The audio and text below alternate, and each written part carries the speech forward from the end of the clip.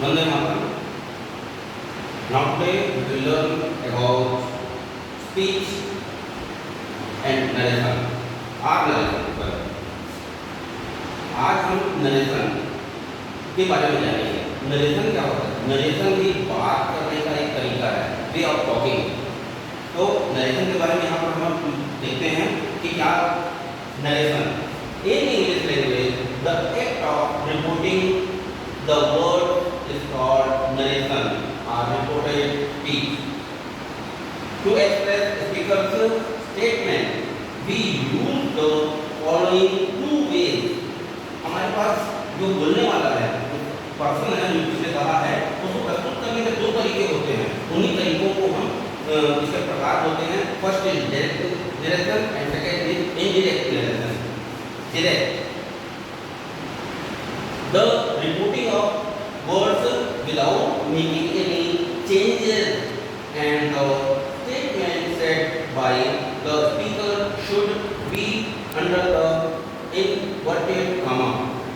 हम इसको बोलते हैं जिसने कहा है उसको एज इट इज वैसे का वैसा ही बताना, ये आपका है डायरेक्ट स्पीच। उसको केवल इन्वर्टेड कॉमा के द्वारा प्रस्तुत किया जाता है। Indirect speech the reporting of words with making changes and the statement said by the speaker should not be under the inverted comma। अब यह inverted comma में नहीं होगा। यह स्पीकर के द्वारा जो कहा गया है उसको मैं जब अपने शब्दों में प्रस्तुत करूंगा या जो अब बताने वाला है तो उसको अपने शब्दों में बदल के जो बताता है यह आपका कहलाता है इनडायरेक्ट स्पीच। एक एग्जांपल देखते हैं अपन। यदि किसी ने Reema said to me I shall go to cinema today, वही इनडायरेक्ट क्या बनेगा? रीमा said to को चेंज करके हमने बनाना told और मी अपनी जगह पर रखी है, कॉमा के इन्वर्टेड कॉमा चेंजेस इनटू वह दोनों बदल गए। किसमें बदला? That me. और I shall उसने जब कहा तो उन्होंने I कहा, परंतु जब मैं अपने शब्दों में कहूँगा वह I जो है किसमें बदल गया? she और यह जो चेंज होता है इसके रूप में आपको भी बताऊंगा। she would go to the cinema today। क्या क्या बताया? the verb used to be speaker's statement is called reported speech। the repetition of the statement by the speaker is called reported speech।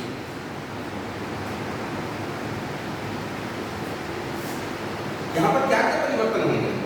what change to convert, जब हम एक रूप से दूसरे रूप में बदलते रहते हैं तो इनडायरेक्ट से जब डायरेक्ट में आते हैं तो यह इस प्रकार से हमको नियम का पालन करना पड़ता है। सबसे पहली बात रिपोर्टिंग पार्ट और रिपोर्टेड पार्ट। रिपोर्टिंग स्पीच और रिपोर्टेड स्पीच दो प्रकार के भाग होते हैं। तो हम जैसे किसके बारे में वाक्य को जब देखते हैं, जब इसको देखते हैं तो रीमा सेड टू ये आपके रिपोर्टिंग पार्ट है और ये रिपोर्टेड पार्ट है। तो पहला यदि मान लीजिए सेड से पता चलता है ये पास्ट में है क्योंकि वर्ब का सेकंड फॉर्म लगा हुआ है, जबकि यही पर सेज हो जाता है अर्थात प्रेजेंट में हो जाता है। तो प्रेजेंट में जब प्रेजेंट में है तो रिपोर्टेड पार्ट में कहीं पर कोई परिवर्तन नहीं होगा, केवल उसका सब्जेक्ट बदल होगा, टेंस में परिवर्तन नहीं होगा। परंतु जब वो पास्ट में चला गया तो पास्ट में जाने की वजह से इसमें परिवर्तन होगा, जिसमें सब्जेक्ट भी बदलेगा और आपके टेंस भी बदलेंगे। उसी के लिए कुछ रूल्स यहाँ पर दिए गए हैं। यदि मान लो दिया गया रिपोर्टेड पार्ट का, नॉट रिपोर्टिंग पार्ट का, रिपोर्टिंग को देखना है और रिपोर्टेड को बदलना है।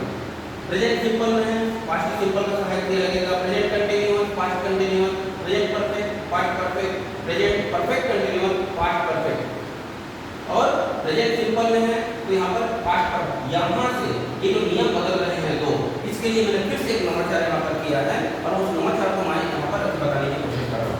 हमारे पास फिर से 4 उंगलियाँ हैं और इन 4 उंगलियों को जब हम ये ऊपर नीचे करते हैं तो ये 4 बिंदु जो हैं, ये चारों बिंदु जो हमको एक एन का रूप देते हैं।